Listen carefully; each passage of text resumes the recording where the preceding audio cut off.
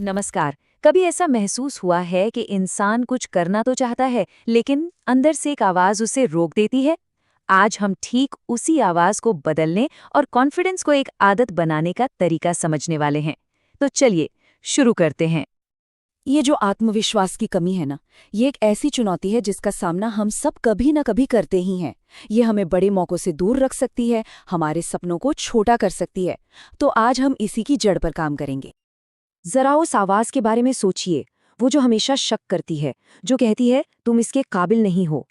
यही है वो अंदर का आलोचक। और सच कहें तो यही हमारे आत्मविश्वास का सबसे बड़ा दुश्मन है। लेकिन अच्छी खबर ये है कि इस कहानी को बदला जा सकता है। आज हम एक ऐसी ही टेक्निक सीखेंगे जिससे कोई भी अपने कॉन्फिडेंस की कहानी को नए सिरे से और ज्यादा मजबूती के साथ लिख सकता है। तो इस बदलाव के लिए जो सबसे पावरफुल टूल है वो है सकारात्मक पुष्टि, या जिसे हम एफर्मेशंस कहते हैं।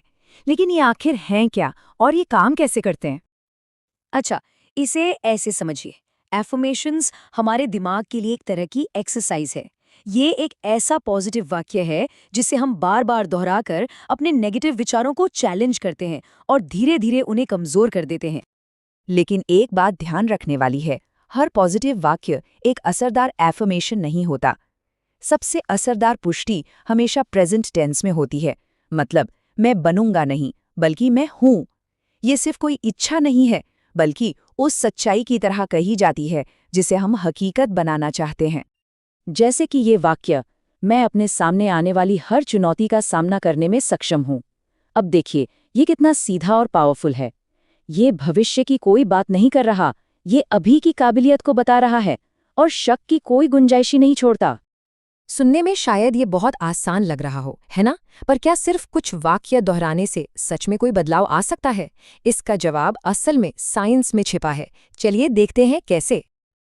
देखिए, जब हम लगातार पॉजिटिव बातें दोहराते हैं तो हम अपने दिमाग में असल में नए रास्ते बना रहे होते हैं।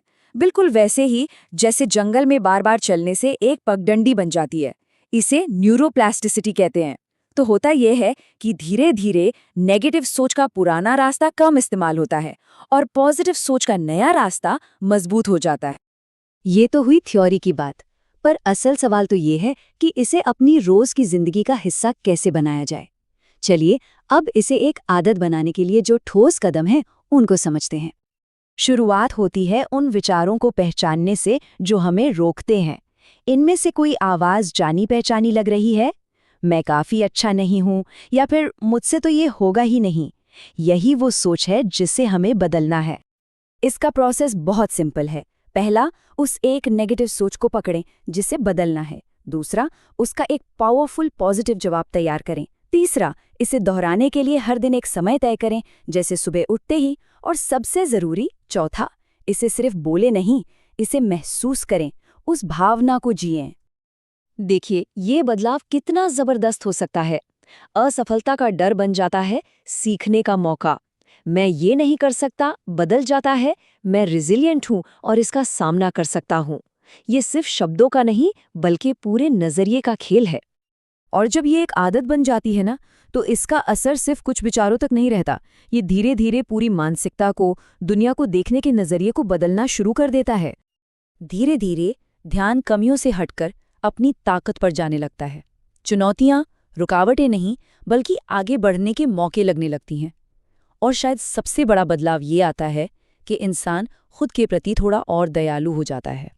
लेकिन एक बात गांठ बांध लीजिए, ये कोई जादू की छड़ी नहीं है। ये एक बीज की तरह है। इसकी असली ताकत है इसे लगातार करने में, इसे हर दिन पानी देने में। ये एक मेंटल कसरत है, और जितना इसका अभ्यास होता है, इंसान उतना ही मजबूत बनता जाता है। तो अब सवाल ये है, अपनी कहानी को बदलने की शुरुआत कैसे की जाए? वो पहला नेगेटिव विश्वास कौन सा है जिसे आज एक नई, शक्तिशाली पुष्टि के साथ चुनौती दी जाएगी?